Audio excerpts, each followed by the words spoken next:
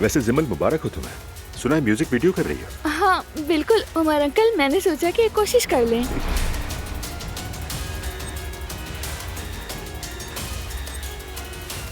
अब से उमर साहब की बीवी भी यहाँ काम करेगी, यूसुफ ने बताया मुझे। अब्दुल्ला साहब ने इसकी इजाजत कैसे दे दी? ये तो बहुत खूबसूरत है।